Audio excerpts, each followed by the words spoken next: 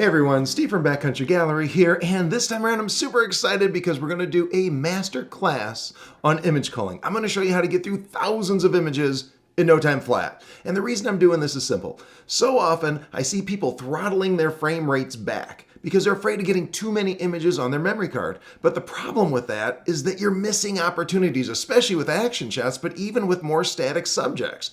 So you want to have those high frame rates, but you don't want all the work. I mean, because look at the numbers. For our example today, I have a folder with 4,500 images in it. If you were to look at each one of those images for just 10 seconds each, you would be looking at a 12.5-hour project. Okay? And what's infuriating about it though, is that when you were taking those pictures, you only had your finger actually down on that shutter release for a total of 3 minutes and 45 seconds. So for that little bit of time, you have 12.5 hours worth of work to do. What if I told you it didn't have to be that way and you could get through all of those images in just over an hour? I was able to do it in 1 hour and 5 minutes. And that's what you're watching on the screen right here as we're doing this intro here. You're seeing that in a time-lapse form right there. So this video is going to show you everything you need to know. I'm going to talk about my philosophy. I'm going to talk about the shortcuts, how to optimize things, how to speed things up, and how to get through those images really, really fast. It is a long video. It does take a little while to explain it, but I promise you, once you get through this, your culling is going to be so much faster. This 1 hour video is going to save you hundreds of hours in the future. So grab yourself a cup of coffee, sit back, relax, and let's dive right in. Okay, so before we get into the culling and I show you all those quick culling tips, I want to talk about the number one thing you can do to speed up your workflow, and it's a philosophy, believe it or not. And that philosophy is simply this. You don't have to look at every photo. That's it. You don't have to study every photo. You don't have to zoom into every photo. And it can save you a ton of time because most people want to look, if they have 4,500 photos like we do here, they want to go in and they want to zoom into every single photo, check it for sharpness, even if they're not going to use that photo. They're just basically trying to find the stuff that's nice and sharp and properly exposed and flag those photos.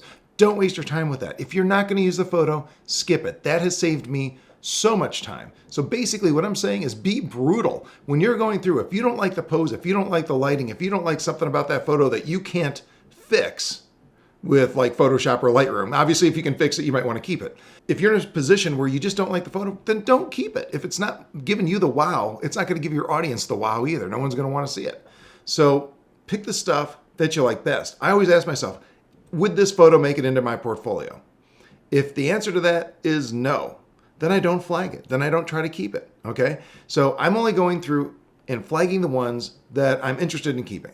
So that's kind of the main philosophy. But also at the same time, I'm not going to be so brutal that like if I see something that's a little underexposed, for instance, well, I can fix that. So I'm not going to eliminate that if it's a good photo. So bottom line here though, is don't waste your time looking at photos that you're never going to use. And you'll see that as we go forward. Okay, so that's the philosophy, but now we need to talk about how we're going to mark the images that we want to post-process or that we're interested in. And I keep it super simple. I use flags and I use 5-star ratings, and that's it. I know a lot of people have very complex rating systems where they use 1, 2, 3, 4, and 5 stars, and they use different color labels, flags or no flags or whatever. But the more complicated your rating system is, the harder it's going to be to make those decisions from image to image to image. So I keep it very simple. If I am interested in an image at any level, I'm going to give it a little flag. That's it. I'm going to ignore or reject the ones I'm not interested in. And if I'm 100% positive going to process one, I'm going to give it 5 stars. But usually that comes through on a second go through of the images. So I have a first sweep where I'm flagging the images. And then I have a second sweep where I'm going to mark my 5 stars. And I think it's important to do it that way. And it's really important that you don't try to post-process these as you go, because I fall into that trap sometimes and I see an image, I'm like, oh, this is perfect. I'm going to post-process this. This is so beautiful, blah, blah, blah.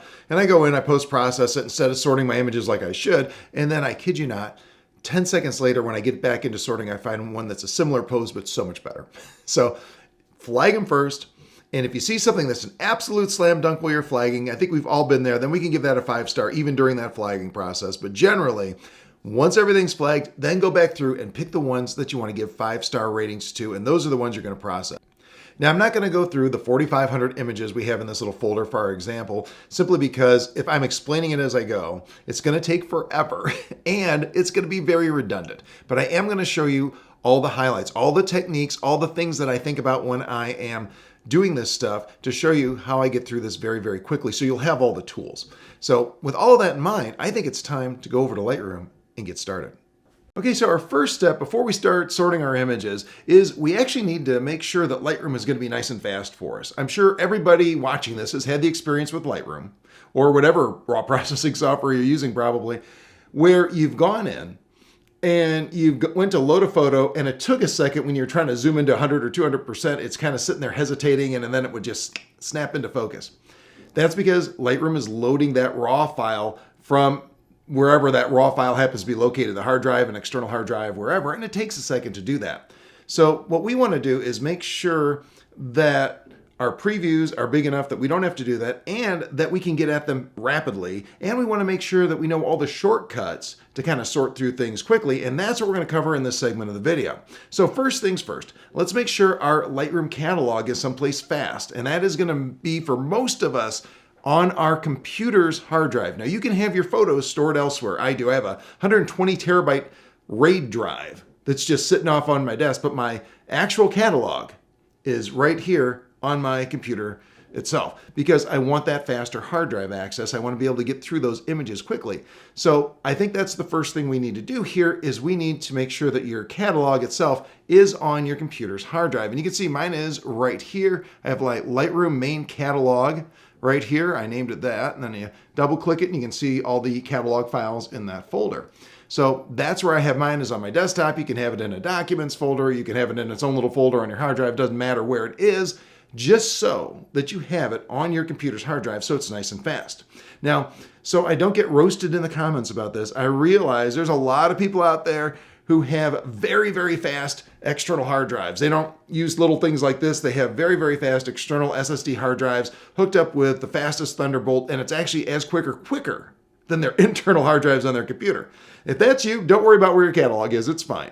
But for us mere mortals, the ones that are just, using our computer and we're using these kind of little drives or a RAID drive or something like that with normal spinning drives, it's better to have our catalog in the fastest place, and that's going to be on our computer's hard drive. So if you don't have it there, let me show you how to do that. So let's say you have it on one of these little external hard drives and you're like, how do I get this, my catalog, over here and make sure that Lightroom knows where it is? It's actually very simple. First step, make sure Lightroom is turned off. I'm gonna double check mine, it's off, good. So then I'm gonna hook this up and I'm gonna give my little hard drive here a double click, and you can see I have a catalog on here. This is just for demo purposes. Obviously I have my main catalog here on the computer itself already, but let's say I had it on this external hard drive. All I'd have to do is just drag and drop this over. I could drag and drop it onto the desktop into a documents folder, wherever I wanted to put it. I'm not going to do that because I already have the catalog on my computer, but just to give you an idea of how to do that, it's very, very simple. But here's the key. Remember I said we need to make sure Lightroom is turned off. And the reason for that is simple, is because we want Lightroom to be able to figure out where this catalog is with the minimum amount of effort. Because if we were to move that catalog and open up Lightroom, it would be like, hey, can't find the catalog. Do you want to do a new one, or where should I look, or any of that? We can make this really simple for ourselves though. So let's say I did have my catalog on that external hard drive. I just drug it over here again with Lightroom off. I'm going to double click that folder and I'm going to find my Lightroom catalog. It's the one that ends in LRCat. I named mine LR-main-cat, but you probably named it something else, so don't worry about what the actual name is. Basically, what you're looking for is the one that says LRCat, and it should have this little icon right here, because that's going to be, the file is associated with Lightroom, which means if we double click this file, it'll open up Lightroom. And when we do that, Lightroom's going to say, that's where the catalog is going forward. So now every time I go down to my Lightroom catalog here and give this a click, it'll automatically go to that location for the catalog. So that's pretty slick. So that makes it really easy. So that's the first thing, is we want to have a nice fast place for our catalog. Number two is how we handle our previews. Okay, so probably the first question to answer here is, what is a preview, right? Just in case you don't know. Now, a preview is a smaller file that's kept inside the Lightroom catalog that was generated from your raw file. And we can control how much detail those files have by what we choose for our preview file. And I'll show you all that here in a second. So, but to show you some previews, here we are in grid view. These are all previews. None of this is actually being pulled from the raw file. It was originally, but as I'm scrolling through it, it's not like the computer's going out to the hard drive and saying, oh, I need the raw file for this one. I need to open it up, render it, and show you this thumbnail. No, it's not. All of this stuff is in the catalog, so it's very, very quick as I'm scrolling through. Now, when I double click this and go into regular loop view here, you can see that we have the whole image here. And guess what? It did not have to go to the hard drive to get that. That was already in the catalog. Now, this is where things get interesting. Depending on what size preview you created, if you want to zoom into 200% or 100%, depending on how picky you are, I'm a 200% kind of guy. But if you want to zoom in all the way and take a look at the sharpness here, if you do something like a minimal preview or even a standard preview, Lightroom doesn't have the resolution. So what it's going to do is it's going to go back to the hard drive. It's going to find that raw file, open it in the background, and then give you that full resolution in the library module here to show you exactly what it looks like. But that's where you see that hesitation. That's where you see Lightroom take a few seconds to load the image, sometimes 4 or 5 seconds, because it has to do all that stuff in the background. With one-to-ones, it's much quicker. I'm not going to say that it's always instant. Okay, sometimes you'll see a little hesitation there, even when it's in the catalog. But one-to-one previews basically give you a full resolution version of the photo. And what's important is it's going to show you what it's going to look like when you check in the develop module. What we need as we're culling, when we're checking sharpness, is we need to know what this is going to look like when we go to the develop module to do our post-processing for this image. We need to know what that sharpness looks like, and one-to-ones are the way we do that. So let me give you an example here. This is a one-to-one right now. I've made all of these one-to-ones. So if I go in here, my one-to-one preview, you see that's instant. I didn't have to wait for it. It didn't have to load it because it already had it in the catalog. If I go to the next image, again, it's instant. That one's not as sharp as the first one, but you get the idea. It's not hesitating. It's much, much faster, and I can go from image to image, and it's very, very quick to check the sharpness between these images as I'm going through here, and I'm not having to load that raw file to see these 200% zooms. So that's why we want to use one-to-ones when we're culling our images, so we can instantly check sharpness and not waste any time having the computer kind of load those images up individually as we go. So how do we do one-to-ones, right? How do you make one-to-one previews? Well, there's a couple ways to do it. The first way is when you import your images. So if you press the import button, if you notice, we have an option for build previews. We have minimal, embedded inside, car, and standard, as well as one-to-ones. If you are ready to cull your images, you're going to import them and you're going to look at them. And which is, by the way, that's the way I recommend. I recommend culling very quickly, and we'll talk about that when we get more into it.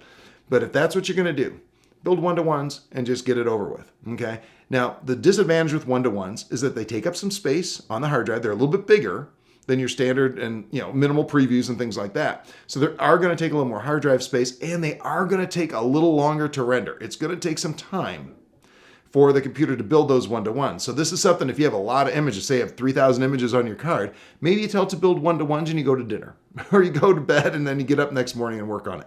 So it does take some time to build these one-to-ones. That's some of the disadvantage there. Now, if you're not going to cull your images right away, I tell people just to use minimal or embedded in sidecar, something like that, and then we'll build one-to-ones later when it's time to cull the images. That way you can just get them in there and it's very, very fast. But if you're ready to cull them, you do one-to-ones here. So that's one way to do it. The other way to do it is you can just select images here in the library module that you want one-to-ones for. So for instance, I shot 4,500 images or so the other day at the park, 2 days at the park there. So if I wanted to cull all of these images and I wanted to build one-to-ones for all of them and I didn't already do it when I imported, all I would do is hit Command or Control A to select all of the images here on the screen. And that got everything in that folder. These are all 4,500 images are selected. And then I would go to the library menu, previews, and tell it to build one-to-one previews. If I give that a click, it'll attempt to do it, but it didn't because I already imported them as one-to-ones. Normally, that would probably, even on this fast M4 Max Apple Studio computer, would probably take about 20 minutes to a half an hour to build 4,500 one-to-one previews. So it does take a little bit of time to do it.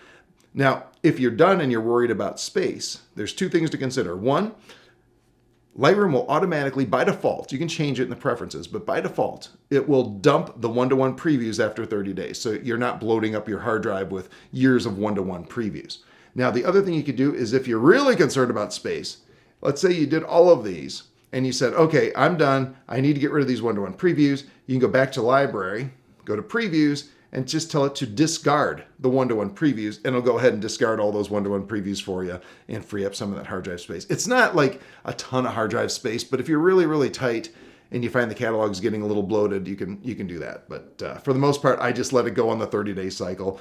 So now between having the Lightroom catalog on our fast internal hard drive on our computer and having one-to-ones for all these images, we're going to be able to get through those rather rapidly. But the key to really making it move is knowing some shortcuts. Let's talk about that now.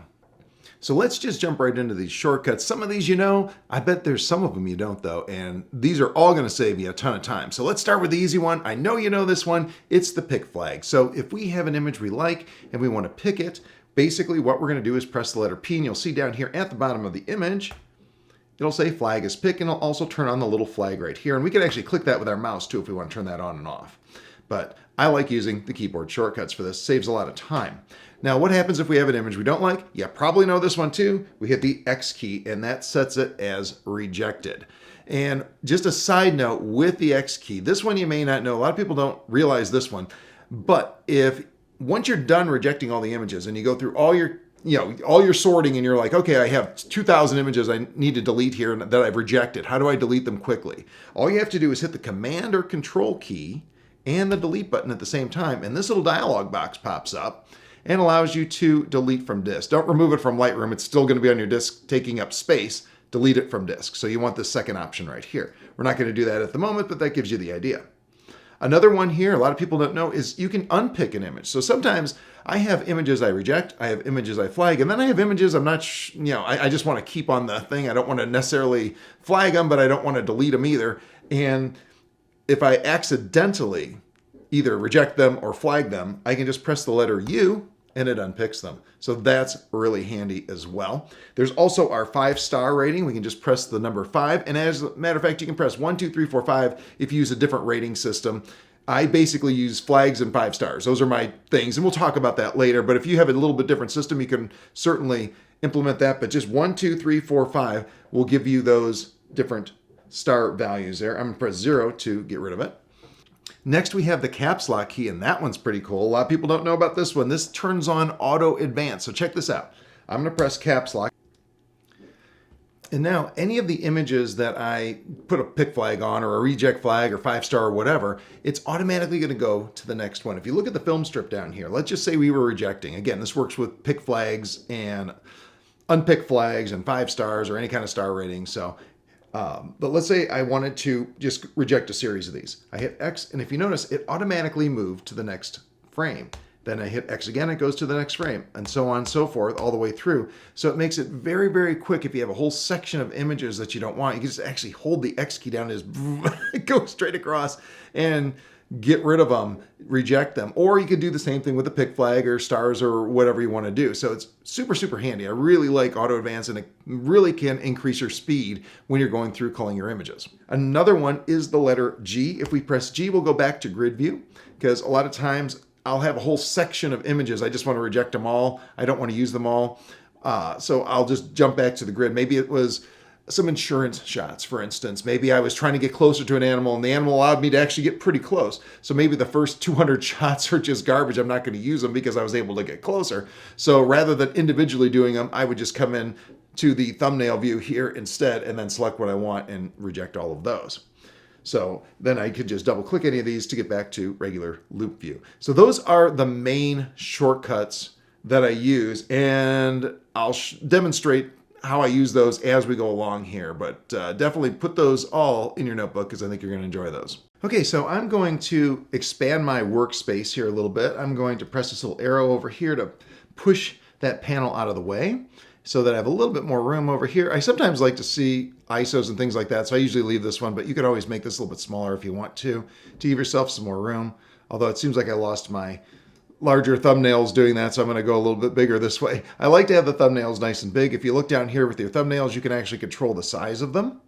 So I'm going to keep those nice and large because a lot of times I'll use the grid view to kind of evaluate photos as I'm going through. It saves a little bit of time when you can just kind of look at a whole group of them at once and make a decision from here, from the grid view, rather than going through, individually. But either way, so let's talk about the first thing that I want to mention here, and that is to be absolutely brutal. If you don't like the shot, as I said, you don't have to look at it. And I'm going to give you an example of that right now. I don't particularly care for these sandhill cranes along this path.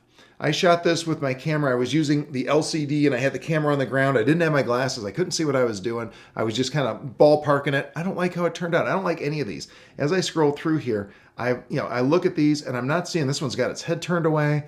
I don't like this big tree right here. He's too low in the frame. And even when he's not too low in the frame, I'm not loving the shot. Now, some people might, but this just, for me, I just don't see this ever getting into my portfolio. So what I would do here for a series like this where I just didn't like any of it, I would click the first one here in the series. I'd scroll down to the last one in the series.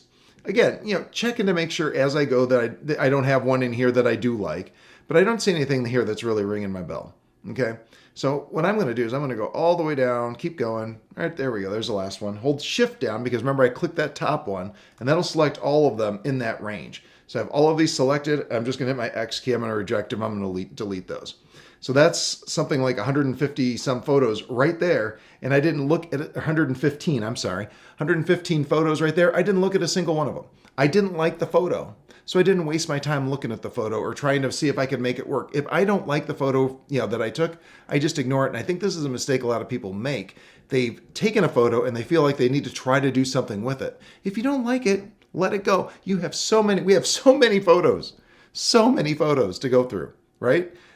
It just doesn't make sense to waste time on stuff that you don't like. And obviously this applies to anything like, something like this here. Obviously there's a ton of motion blur. It's a bad pose. It didn't work out. If you have something where you would have a bird or an animal with part of its body clipped off, a wing clipped off or something like that, all of those are very obvious examples of where we're not going to look at the photo at all. We're just going to reject it and move on. So the next set here though, the next little series I took was this sandhill crane, and you can see it's got some light on its eye here. And I know when I took it, the light was kind of variable because it was coming through some leaves and the wind was kind of gently blowing them. So what I'm going to do is I'm just going to double click that and I'm just going to go looking for the one that I like the best. I think it's that one right there. And I'm just going to check and see if it's sharp. This is at 200%. And just as a tip, if you have a high resolution monitor, like a 4K or 5K monitor, I recommend looking at 200%.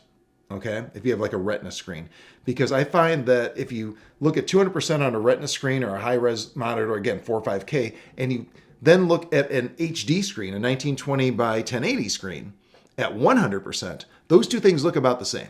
So I recommend a 200% magnification when you're looking at a real high res monitor like what we have here. And you can see we have nice detail, looks nice and sharp. So I'll hit the P and I'll flag that as a pick.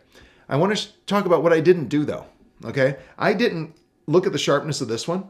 I didn't zoom in. I didn't play with it. I didn't examine it at all because I'm not interested in that photo. I'm interested in this photo. Now I might just leave these unflagged because maybe I'll change my mind down the road, but I'll keep this one flagged right here. So maybe I'm not rejecting them, but maybe I'm not, worried about flagging them either for further evaluation. So this is what I'm talking about. A lot of people will go through and they would look at every single one of these and judge them for sharpness and go back and forth. And the problem is that if you find the one that you like, don't waste your time on the others. Go through it very quickly, okay? So let's continue on here. Let's go back to grid view. I'm going to press the letter G, and I'm just going to kind of go down here. This one, he's got his beak open a little bit. That's kind of interesting. So this is, another one that I might go ahead and flag. Give that a little P right there. That looks pretty sharp there. But again, I'm not looking at every single one of them. I'm just looking at the ones that I'm interested in. So I'm going to go back to grid view. Press the letter G. I can see he's got his nictitating membrane there, so I'm not interested in that. I'm just going to arrow over. I like this beak open, but I don't like that he's turned away from the camera. Again, that's me. You might love that shot. I don't. I'm not going to use that shot. And the light's not great on his eye either. This one's really bad. I'm just going to hit reject right here. I'm going to hit the caps lock key so it automatically goes to the next one. That's that auto advance feature. So when I hit reject, you can see it goes from frame to frame. This one here, I don't know that I'm ready to delete it, but I'm not really all that impressed with it. I don't like the light on the eye is not great. The nictitating membrane, I'm not a big nictitating membrane fan. Some people love it when has that extra eyelid there, but I'm not really there. This one doesn't look great. I don't even know if it's sharp. I'm just going to delete these because the shadow is in the wrong place. Shadow's in the wrong place. Again, he's facing the wrong way. So I'm just rejecting these. I don't have to zoom into them. I don't have to think about it. They're gone. It's just that quick. Just that quick. And if I was doing this without explaining it, I'd already be probably 500 images in at this point. And here's another one. I don't really care for this one, so I'm just going to reject these real quick. Get rid of that. I'm looking at this one here. And again, it's the same kind of thing. You know, do I like this shot? And, you know, this is another one though. This is one of the things we were talking about where he's a little bit dark, but that's okay because I kind of like this background here. I think with a little bit of a crop and a little bit of brightening here, this might be an interesting image. So this one here, let's zoom in and evaluate sharpness. I'm just gonna move to the next one, see if the next one seems like it's got a little more bite to it. That does. I hit pick on that, and now I'm done. Okay, I got a sharp one. I don't need to keep looking at these. A lot of people will go through and look at every single one of these. You don't, and this is another lesson. You need to learn what sharp looks like for your lens. That is so critical to the success of this kind of methodology that I have here. If you notice, I don't go back and forth between a bunch of images trying to decide, is this one a little bit sharper than that one? I know what my lens looks like when it's sharp. And that's something you really need to learn. You need to learn what your lens looks like when it's at its maximum sharpness under a variety of conditions. Because sometimes things look a little sharper in like nice slanty evening contrasty light versus something that's in a nice soft overcast or foggy condition, right? But you do need to learn what that looks like because it saves you a bunch of time. So for example, let me move on to something else here. Okay, so for this example, I want to use this little squirrel here. I did a little attempted headshot here, and we only have about 16 images here, which is kind of small fare when you think about the 20 and 30 and 60 plus frames per second cameras that we have available, or some of us have available. So, you know, it's very easy to get a lot of images. So it's really critical that you learn what sharp looks like for your lens. Now this was taken with my Sony 300-2.8 plus a 2x teleconverter, and I know what that combination looks like when it's sharp, and this ain't it. So I'm gonna move on to the next one. Oops, went too far. I'm going to move on to the next one. That's not looking too bad, but I think it can be even better. That one's not great. That one is looking a little better. Maybe go one more here. That looks pretty good. I'm going to put a pick flag on that. I'm going to look at the next one here, and that one looks pretty good. So I have a couple in here that I think are at maximum sharpness. I might take another look around here, and if I see something else that looks really good, hit a pick flag on it. I'm very generous with pick flags. This is a side note for you. I am very generous with pick flags. When I'm going through my photos, whether it be for sharpness or whether it be for an expression or whatever, I'm pretty generous putting those pick flags up because, for example, I picked 3 of them right here. And maybe that's like 2 more than I need, like in a real circumstance, but for this example, it works. Because later on, if I am interested in doing something with this image, what I would do is I would go back and I would look at my flagged images, and I have 3 that are pretty much identical, and I would then compare the sharpness. I'm not going to do that now. I don't want to waste time on this now because I don't ultimately know at this point if I'm even going to do anything with this image. Right now, I'm just picking stuff that I'm interested in, right? I'm not trying to decide what I'm going to post-process. So I have 3 of them picked here. That's plenty. I don't need to go through the rest of these images. Okay. Now, maybe I go through the rest of the images to see if there's any other expressions that I like a little bit better because he was chewing on something there, but I don't see anything that's really significantly different. So that's one little trap you have to watch for there, is that if you do have a series of, say, 50 images and you find something that looks like maximum sharpness for your lens right off the bat, maybe you flag 2 or 3 of them and you're like, yeah, I'm good. You don't have to look at the rest of those images. I don't have to look at the rest of these squirrel images now from a sharpness standpoint because I know I have a couple in here that are definitely at maximum sharpness or as close as I'm going to get. So I'm not going to bother to examine and study the rest of these images. However, I might just thumb through them with my arrow key here just to make sure there isn't an interesting expression that I'm missing. But beyond that, I'm not going to go in there and study them in detail like we did looking for sharpness. And that's very, very critical. So a lot of times I'll just pick a few of them that I think are in that ballpark of maximum sharpness. Sometimes I'll just pick one. If I'm in a situation where I'm kind of uncertain, sometimes you'll get something where it's kind of low light and the noise is a little bit high, so you'll end up picking a few more shots just to make sure you have something at maximum sharpness in there, because sometimes it's hard to tell if it's really noisy. But for the most part, that's all I do. 2 or 3 of them from a specific expression and pose, and then I move on. And I recommend you do the same. If you have 40 or 50 images that look just like this, there's no sense in looking at all of them. All you're doing is wasting time. Now, I realize that there is a little bit of a fear factor involved with what I'm saying, because what happens if we say maybe 367, this one right here, this photo here, number 367, is our maximum sharpness photo, right? And we're like, that is as good as it gets. That's the one that I think is maximum sharpness. But I didn't bother to look at the rest of them. And maybe 376 over here, maybe this one over here is actually, in reality, just 2 to 5% sharper than the one I picked. And a lot of people are worried about that. But I'm going to tell you something.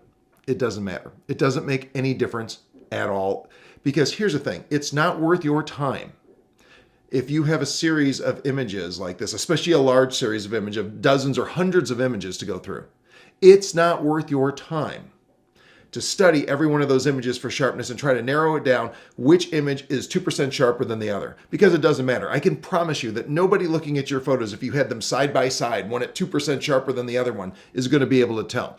And in fact, if it's that close, a lot of times just a little bump on the sharpening slider is all you need to even that stuff out. So I think that's the biggest fear people have with this method, is that they aren't comfortable saying, oh no, that's maximum sharpness, I can move on. They're like, oh, I got to double check. And then you waste an hour studying dozens or, again, hundreds of images potentially at these really high frame rates, trying to figure out which one has just that slight edge, and it's absolutely not worth your time.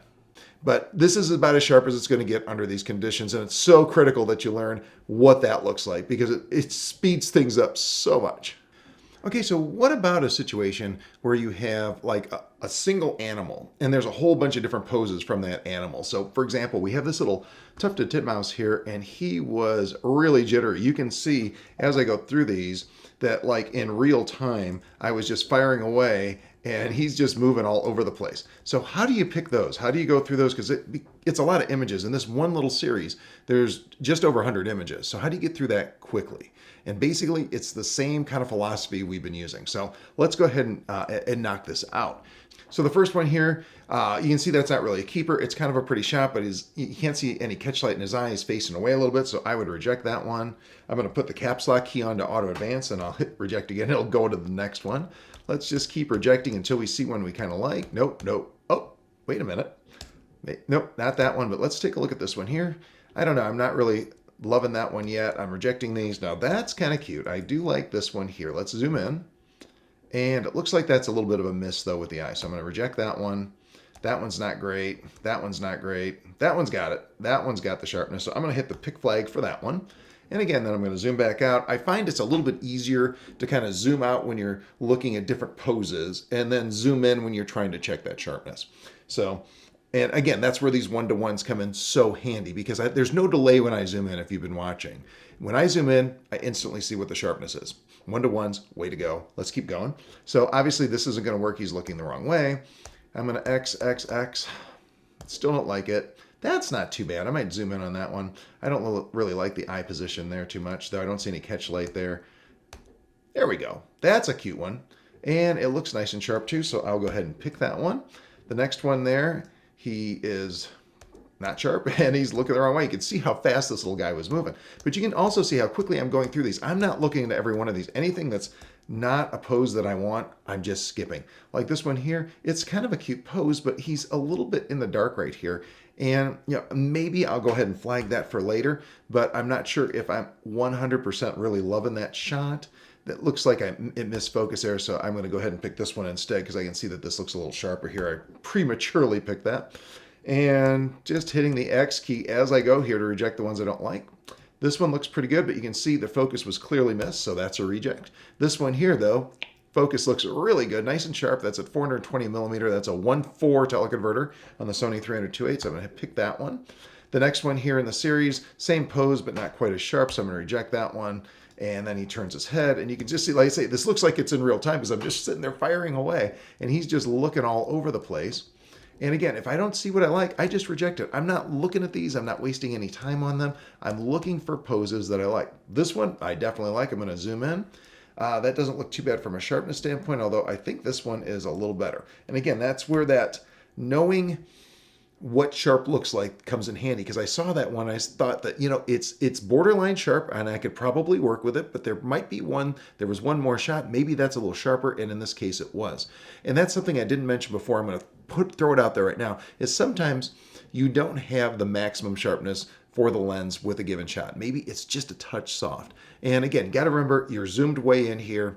And in some cases, like with this one here, I believe that that's close enough that I could take the sharpening tool and kind of bring that in so that it looks a little bit more like this, because it's very, very close. It's a very near miss. I would, if this was the only pose and I really wanted to use it, I'd stay with that shot. I'd use that shot and I just see if I can sharpen it a little bit or add a little texture and sharpening. Sometimes that mix works really well, and you can bring something back that's close. And that's especially true with teleconverters, because teleconverters a lot of times will soften it a little bit, but it comes right back with a little sharpening. So you do have to be a little bit careful with this. So if you get something that's kind of borderline there, it's like, it looks like this, it's not quite maximum sharpness, but it's like 90%. Maybe if that's the only thing you have, go ahead and keep that one and see if you can't sharpen that up a little bit and see if it doesn't recover a little bit for you. And of course, there's third-party software that can do that kind of stuff too, like Topaz Sharpen and stuff. So anyhow, moving on. So he's looking right at the camera here. I don't think that his eyes are particularly sharp there, so I'm going to reject that one. Now that one you can see right here, his eyes are nice and sharp, so I'm going to go ahead and put a pick flag on that. And see, that one looks pretty good too. He's changed his pose slightly. That one's definitely out. That one's still got there. That's basically the same pose. I don't think I'm going to delete it, but I'll probably go ahead and just skip those. That one I don't like at all. I don't like his facial position. Oh, that's kind of cute. I do like that one. Let's see what we got there. That doesn't look too bad. I accidentally rejected it. That's one nice thing. If you accidentally reject something, you can put a pick flag on it instead. That one's not quite as sharp as the other one. This one's even better because you can see his crest is going up, but it missed his eye, so I'm going to actually reject that one. And here we have the eye nice and sharp with the crest up. So that's what I'm looking for. That looks good. Here's another nice one here. I think I'm going to zoom out, see the overall thing. Yep, I like that one. And I'm going to pause again here.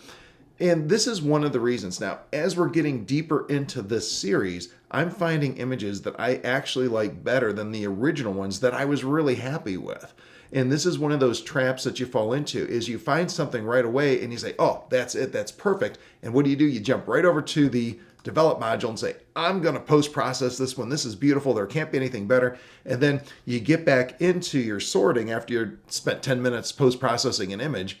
Then you get back into your sorting and, 15, 20 seconds later, you're going through your images and like, oh, there's one that was even better. And I wasted that 10 minutes post-processing. So you really, really do want to make an effort to get through the entire series of images that you're trying to edit, that entire shoot, if you will, so that you can make sure that you're absolutely picking the best ones once everything's done. Again, once we're done with our pick flags on this, then we'll go back and we'll 5-star the ones that we want to post-process. I really try to hold off on my post-processing until I get all of the flagging done. Otherwise, you end up accidentally post-processing stuff that you really maybe could have waited on and gotten something better. So anyhow, let's keep going here. But again, this one here I think is okay. Let's keep going here. Oh, that's a nice and sharp one there. I kind of like this other pose here. He's got just a little bit more of a head tilt there, but this one here is slightly sharper, and it's basically the same pose, so I'm pretty happy with that. So keep moving here. And I don't need any more of that pose because I know I have it, and obviously he's looking the wrong way here, and we're through it.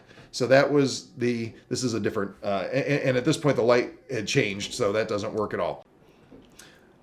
So this is all well and good, but what happens if you're in a situation where maybe you have an underexposed image and it's a little bit too dark to check sharpness or maybe even composition? How do you handle that?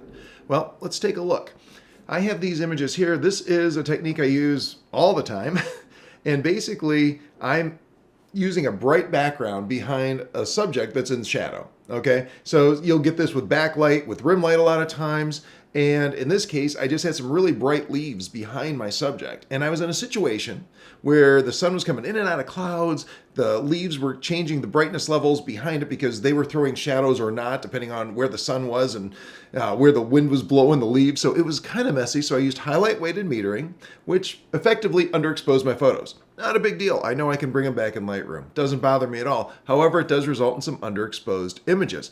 So if I want to check sharpness on these images, it's a little more difficult because if I go in and say, well, how sharp is this guy? I can kind of tell. And I can tell it's not sharp right here. But if it was more subtle than that, how can I make sure that that's sharp enough? Well, the easiest way to do it is just to jump over to the Develop module and bump up exposure a little bit. Now I can see for sure, no question, that's not sharp. But that's the way I do it. So I jump in and out of the Develop module as needed. And that way I can kind of check and see if I like the level of sharpness. Now, I'm not worried about setting a specific exposure here, okay? This isn't the final exposure that I would necessarily use. I'm just trying to get it bright enough that I can check sharpness. I don't care if it's a little too dark for the rest of the image, a little too bright. Doesn't bother me. This is just kind of a preliminary thing, and if I like it, I'll pick it and I'll move on. I won't even bother with the exposure until later on if I decide to actually post-process that image. And obviously if I saw something like this, I'd just say, X key, I'm going to reject it. Now, here's a couple of critical things though. First, if you do this, it's very tempting then to move on to the next image and say, well, what about this one? And then come in here and adjust the brightness here. The problem is you don't want to find yourself in a situation where you are sorting in the develop module, because what the develop module does, I'll show you here. I'm going to zoom into this one, but watch when the next one goes. It takes a second to load it. Did you see that? I'll do another one here.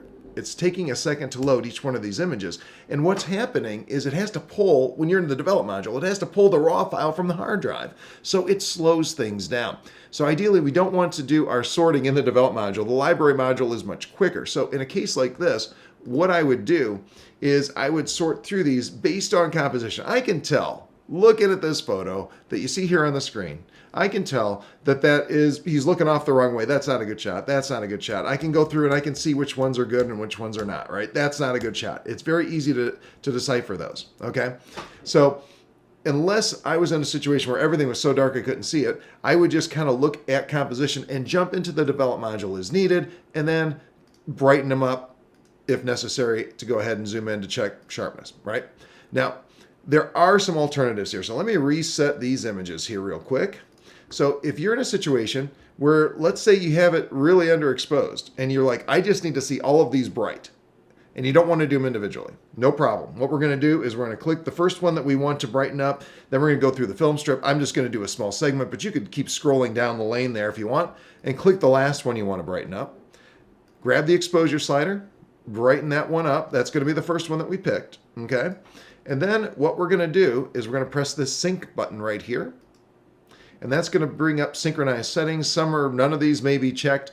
I'm going to go ahead and uncheck treatment and profile because I don't care about that right now, but I am going to check exposure because that's the control that I adjusted. Then I would hit synchronize and it will brighten. Matter of fact, let's do it. And it'll go ahead and brighten all those images up as you saw here. And then I can go ahead and evaluate them for sharpness. The problem is that it's going to have to rebuild those one-to-ones, and you can see there's that hesitation then as you're going from image to image, but it's the price you pay, I guess. So that's, again, it's not an ideal solution, but if you're in a situation where you have a bunch of those images and you need them all brightened up, and if you had, say, you were doing some tricky backlight and you're really underexposed and you had 200 images like that, it might pay to go ahead into the develop module, brighten them all up, and then come back out and keep those images selected and then rebuild your one-to-ones and then go ahead and sort them. But anyhow, those are the tricks. Most of the time, if I can see what the composition is as I'm going through, what I'm going to do is I'm just going to pop in and out of the develop module when I see something that's interesting and just brighten up the exposure and just kind of ignore the other ones. I find that for me anyway, that's a little bit faster way to go. But if I'm, again, in a situation where everything is just too dark, then I'll brighten up the whole thing, rebuild the one-to-ones, and then examine them once more in the library module. And you'll actually see me bopping in and out of the develop module if you watch the Culling Timelapse that I created for this set of images at the very end of the video. If you want to sit through that, you'll see sometimes the images get brighter in that as I'm checking sharpness.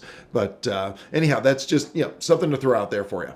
The next bit of advice that's going to save you some time is a little bit tough to do for a lot of people. They don't want to do this, but basically it's skipping images when you know you have better shots somewhere else. Okay, so I'm going to give you a very extreme example. On the screen here, you see we have some brown bears. I had to jump out of the folder we were working in to give you this example. But if you notice, there's not a lot of pick flags going on here, right?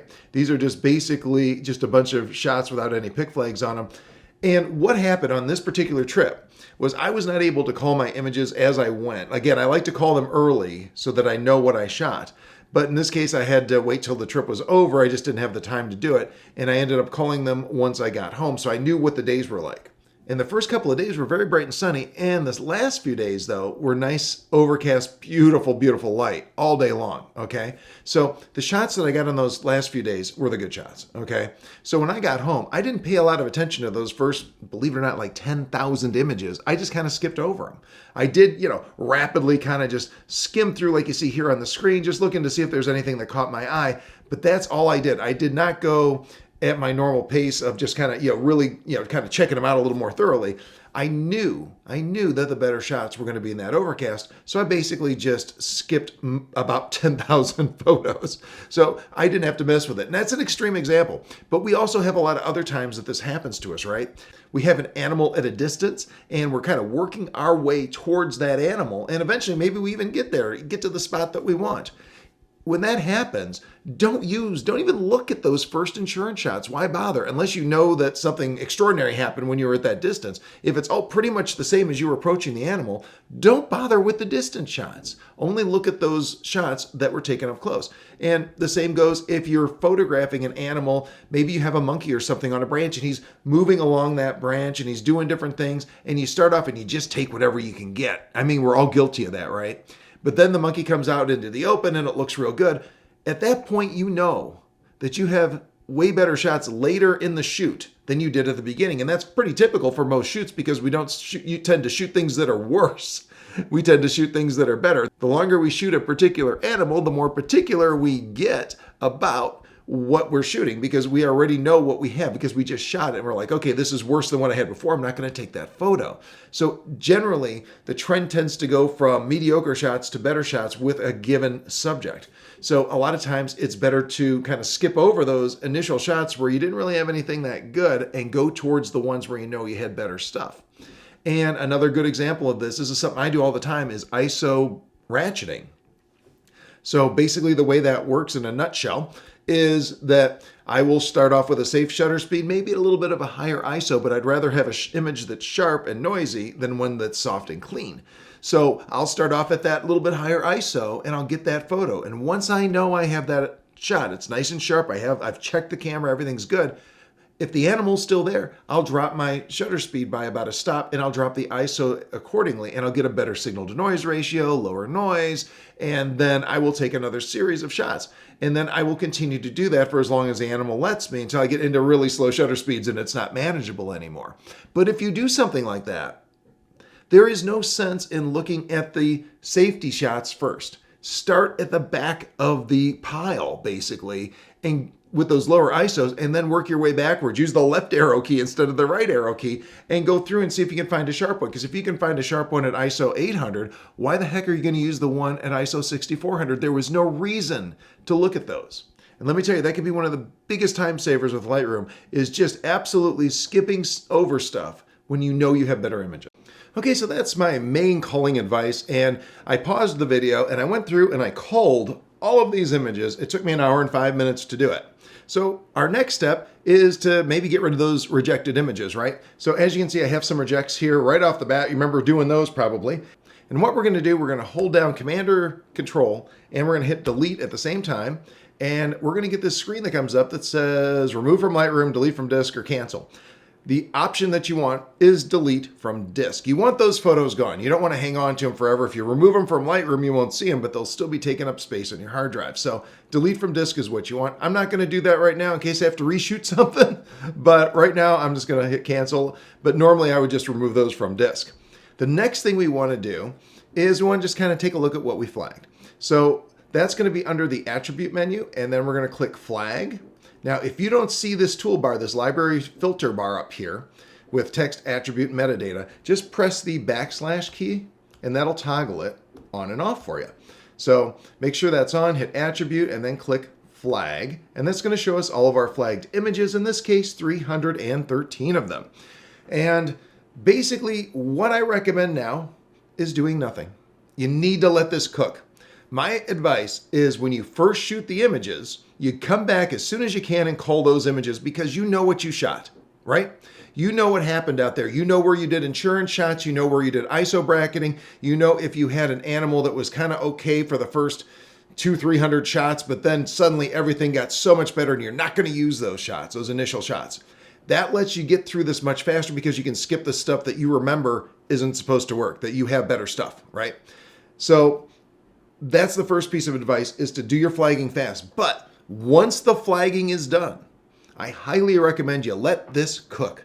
Let it sit for at least a few days, preferably a week or two, maybe even a month, and just let it sit, because we want to emotionally detach from these images. When we're out there in the field, we're excited. We're seeing stuff in our viewfinder that we're really engaged with. Maybe we have a subject that was particularly hard to get or we've been trying to get for a long time and we got something and we're very excited about it. And that's fine. But the thing is, we have to make sure that the photo is objectively good. And when we are really attached to that photo after initially shooting it, it's hard to be objective. So again, my advice is just to let this sit for a little while and kind of emotionally detach. Now, once you are ready, that's when we come in and we start doing a 5-star rating on the ones that we are thinking about post-processing. We don't have to post-process everything we put 5 stars on. It's not a rule. But I'm going to go through here and just kind of hit the ones that I'm interested in with a 5-star rating. And then I'll look at those 5-star ratings by using the same filter bar up here. Right now I have flag. Now I have done some 5-star ratings on some of these. So all I have to do is hit this 5-star option here as well. And I can see all the ones that I've 5-starred that I think have some potential. Okay, so un-5-star that for right now. So that's basically what I do. And I have a couple of ways of doing that. The first thing I do is I like to get an overview, especially if it's been a couple weeks. I kind of just slowly scroll through all of these thumbnails and just kind of get an idea of what kind of poses, what kind of expressions, what kind of backgrounds, foregrounds, all of that kind of stuff. That's what I'm looking for. I'm looking for images that really sort of excite me. Something that I'm like, hey, I still like that. This is a neat shot. Like this one right here. I like this one. He's got his beak open. He's, nice and sharp here. He's got a nice expression. And to me, this tells a bit of a story because this is a tufted titmouse and they are really energetic, kind of aggressive birds. And he's got that attitude going on. This bird and this attitude match up perfectly. So I really like this shot. So this is one that I would hit the number 5. And I would set it to a 5-star rating because I might go ahead and post-process that one. Now, right now, the image does not look great. This is really, really blue. He's really in the shadow and that background's too bright. But that's all right because you have to understand the potential of the image. You have to know what you can do from a post-processing standpoint. And I think this could work out really well. So that's what I'm doing. I'm just kind of going through and finding stuff that I think is interesting. And then I'll get all those 5 stars together and then I'll make some decisions as far as what I actually want to post-process. Now, the other thing I like to do, besides just scrolling through this way, I start with that. I always kind of, especially if it's been a couple of weeks again, I like to go through it, but I'll just double click the first image, go into loop view, and just use my arrow keys and kind of stroll through my images and see if there's anything in there that excites me as I'm doing that. Because sometimes when you can see them a little larger, it makes it easier than just in the grid view. And sometimes in grid view, I find that it's easy to kind of like block something out visually as you're going. You're kind of looking at something on the one side of the screen, and then on the other side of the screen, there's something that maybe should have caught your attention that didn't. So a lot of times going through this way is a good method too. Just kind of scrolling through with the arrow keys and deciding which ones you want from there. And as I'm going through, basically what I'm looking for, and it's going to be different for everybody and every animal as far as that goes, but I'm looking for stuff that kind of tells a little bit of a story or tells a little bit about the animal. Like we had talked about that tufted titmouse up against that tree and he had his crest up and all that. It's telling a bit of a story about him. It's telling, it's showing his personality, and that's kind of what I'm looking for as I'm going through these. And obviously I'm looking for, if I have action, I'm looking for interesting action poses and things like that, but we're all different there. So as far as exactly which pose you pick, that's going to be up to you. And maybe down the road, we'll do a video on, some things that that you can look for. But right now, I think that probably just leaving it at your discretion is the way to go. But this is also the stage, though, where I am looking for things like expression, and I'm looking for things like catch light. I'm looking for ear position on mammals. I'm looking at technical things. I'm looking at, this one was ISO 800, so it's fine, but maybe I have another shot that was earlier in the sequence and I wasn't paying attention to my shutter speed, and that caused my ISO to skyrocket up to 6400 or 12,800 or something like that. So I'm looking at some of those technical things too, because now I might eliminate based on, this is a technically better photograph and it's basically emotionally about the same. So there's all of these considerations, but this is the time where you're going to start looking for things like that. Now, another cool trick here, if you get into a situation, so for example, let's say we have these little birds right here. And let's say I am stuck between these 5 birds right here. So I just clicked the first one, I held my shift key down, and I clicked this last one that I'm interested in. And I want to do kind of a comparison between these. Now I can, of course, just loop through these. They're selected, so it'll just loop back and forth when they're selected like that. You see that? That's kind of cool. Now the other way we can do it, though, is we can go into something called survey mode. And basically that is this little icon right here. You can give that a click or just press the letter N, which is what I like to do, and it'll take you into survey mode. And this is kind of cool. If you've never used it, this is a neat way to sort of use the process of elimination to figure out which image you want to use when you're looking at your flagged images. Now you have to be careful because you can set like reject flags here too, but just look for these little X's in the corner. That's what we're after. So I have all of these photos here. Let me show you how this works briefly. So these two are basically identical. I'm gonna X out that one, and now that one's gone. Now I'm down to these four.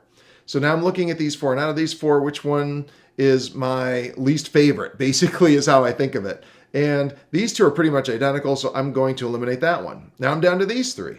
Which one out of these three is my least favorite? Probably this one.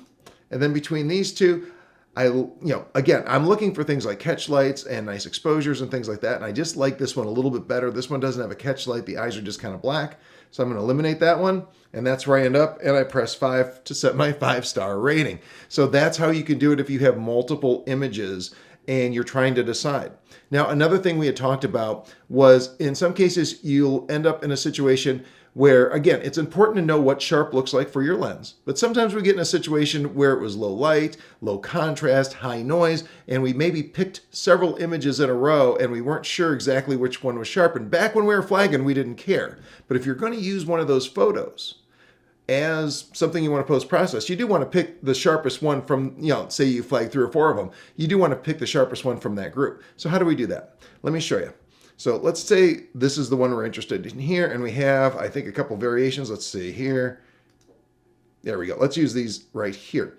And what I'm going to do is I'm going to click the first one, and I'm going to press the letter C, and that's going to go into comparison mode, okay? And that's this XY down here if you want to just press a button to do it.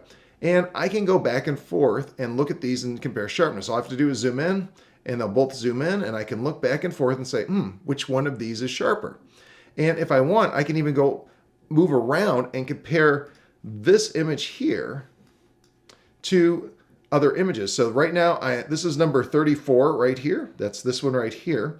And this is number 35. But if I press my arrow key, I can go over to number 36 and compare these two. So I can move that one around back and forth. If I want to say, maybe this looks really good to me, and now I want to compare it to 36 instead, I can click 35, and then now 36 is over here, and I can go back and forth there. And I can also unlock this if I want. So if I need to move this around a little bit, I can move these. I recommend usually keeping that locked if they're, if you're comparing like this, but if there's a discrepancy in where the eye is, you might need to unlock that so you can kind of line them up, and that's this little tool right here. You can lock it and unlock it. So, but that's a very handy tool. And again, you press C to get into it, and you press C to get back out. So if you're trying to compare sharpness, that is something you. One more piece of advice for you when you're sorting your images and trying to decide which ones to post-process. A lot of times we get in a situation like I have here. We have this little wren here. He's in and out of this little cavity in this tree, as well as a tufted titmouse back there. But I have a ton of different wren photos. One of the temptations people kind of succumb to is post-processing every single one of those and displaying them to the world. They'll post, a dozen different slight variations of the same thing. And I recommend that you don't do that. I recommend that you just pick one, especially if it's a bird or an animal that's basically in the same spot. In this case, he's on this perch, but it could be a lion in the same spot in the Serengeti, or a hippo, in the same, group of, looking out between the same plants, looking one way or another. Don't get redundant. Pick one that's representative and go with that. And that kind of extends to perches and locations as well. So for example, I have this perch and I have these wrens here, but I also have some tufted titmouse in here. And I think there's a blue jay in here too someplace. And, I'm not going to use a bunch of photos with the same perch. I'll use maybe 2 at the most, and that's going to be it, because I don't want to get super redundant with the same location with a bunch of different animals either. So you definitely have to kind of watch for that. And that's one of the things I look at and think about when I'm eliminating photos. I'm always trying to pick the representative photo and the one that seems to be telling the best story.